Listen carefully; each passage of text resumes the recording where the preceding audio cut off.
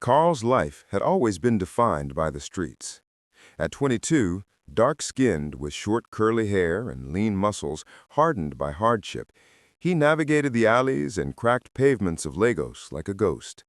He had learned to survive through quick thinking, agility, and a sharp mind that compensated for the lack of family or stability. Nights were spent curled under cardboard or thin tarps. Mornings were consumed by scavenging for food. And the city's neon lights were a constant reminder that life moved on without him. Kael knew hunger intimately, knew the fear of being noticed by the wrong people. And yet, despite everything, he had a moral compass sharp enough to act when others might turn away.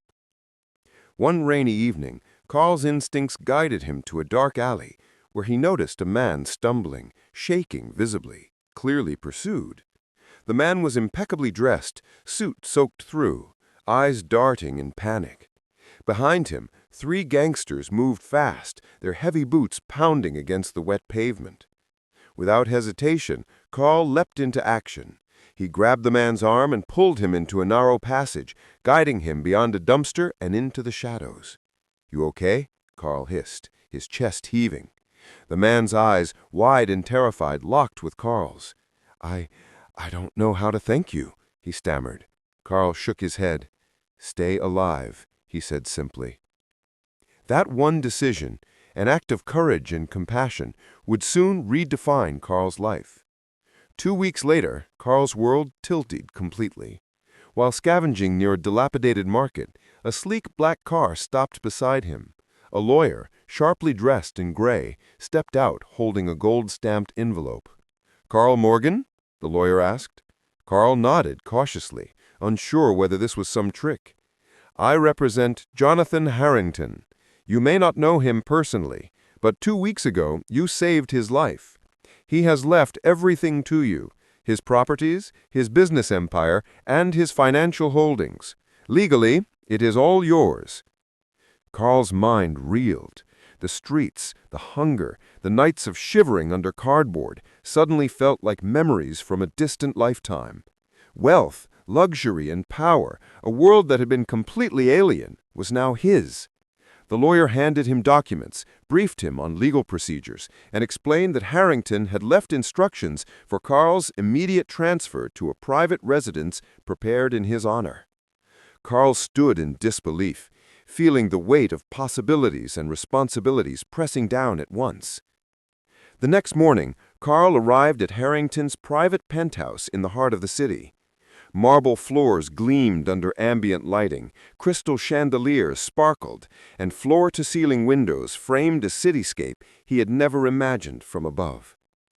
Kael's hands trembled as he explored the space, running fingers along the polished surfaces, adjusting the silk curtains, and noting the countless pieces of art lining the walls. Every object spoke of a life meticulously curated. Wealth, influence, and taste all laid bare. Yet amidst the luxury, Kael felt a pang of uncertainty. He had been homeless, surviving on instinct and grit. And now he was suddenly thrust into a world governed by etiquette, business strategies, and societal expectations he had never known. As he settled in, he began to learn about the vast empire he had inherited. Harrington's business interests spanned tech, real estate, and international trade. Millions of dollars moved at the touch of a screen. Contracts were signed before most people woke up. And power was measured in influence, connections, and perception. Kael, who once had feared a mugger's knife in a dark alley, now had to navigate hostile boardrooms, corporate politics, and the subtle manipulations of advisors who questioned his capability because of his youth and unfamiliar background. Kael's first weeks were a whirlwind. He learned to dress sharply, attend high-profile meetings, and host influential gatherings. Designer suits replaced rags, gourmet meals replaced scavenged scraps, and penthouse windows replaced the alleys of his former life. Yet his humility and street-smart instincts remained intact. He observed colleagues carefully, studied the market, and applied the same resourcefulness that had kept him alive to decisions worth millions. Slowly, he discovered that wealth alone did not guarantee respect, loyalty, or happiness. The world of influence was treacherous in its own way, full of people who would smile to your face and undermine you behind closed doors. Despite the challenges, Kael found allies. Some of Harrington's former employees recognized his intelligence and tenacity, mentoring him in ways the streets had never allowed. They taught him the art of negotiation, the power of public image, and the subtle psychology of high-stakes business. Kael absorbed these lessons like a sponge, blending his instincts with his newfound knowledge. Where he once had relied on speed and stealth, he now relied on strategy and foresight. One evening, Kael hosted his first gathering in the Penthouse. Guests arrived in sleek cars, dressed in the latest fashion, their voices soft but confident as they exchanged business updates, investment opportunities, and social gossip. Kael moved among them effortlessly, shaking hands, offering smiles, and listening intently. Yet he noticed the subtle envy and scrutiny, the way some measured his youth and background against the weight of his inheritance.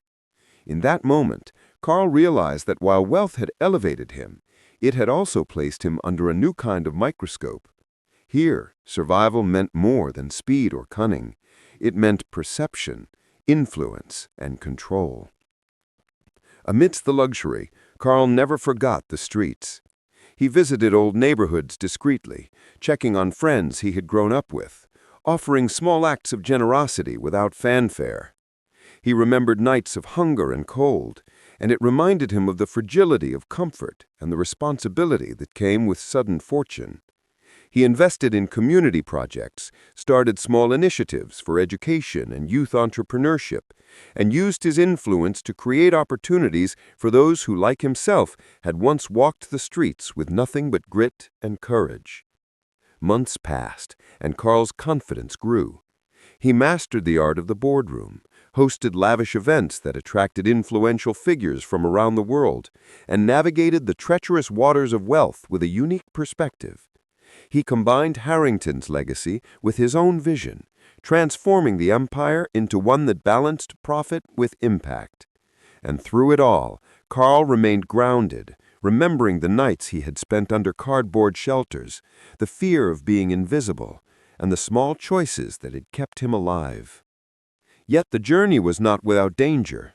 Rivals emerged, business partners with greed in their eyes, distant relatives claiming inheritance rights, and powerful figures who doubted a young man from the streets could sustain such wealth. Kael had to fight not with fists, but with intellect, strategy, and the unshakable courage that had carried him through alleys, rooftops, and rain-soaked nights. Every challenge reminded him that wealth could open doors, but it could not protect against ambition, envy, or betrayal. Just as Kael began to feel secure, a new threat emerged. One evening, as he reviewed company reports in his penthouse, his security system alerted him to an unauthorized entry in one of his secondary properties. Heart racing, Kael accessed the live cameras and saw shadowy figures rifling through valuable assets.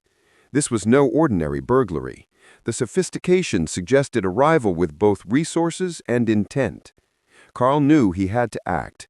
Drawing upon the instincts honed in his years on the streets, he coordinated with private security, tracked their movements, and uncovered a network of corporate spies attempting to destabilize his empire. The experience reminded him that wealth amplified danger in ways the streets had never taught him, yet it also strengthened his resolve. As the weeks unfolded, Kael began to carve a unique identity for himself. He hosted charitable galas, blending high society with social impact initiatives. He invested in local businesses in neighborhoods he had once roamed, creating jobs and mentorship programs. At the same time, he continued to navigate the treacherous waters of corporate politics, making bold moves that surprised even seasoned executives. His reputation grew, not merely as an heir or billionaire, but as a visionary who combined street-earned wisdom with strategic acumen. Romance and personal relationships entered Kael's life unexpectedly.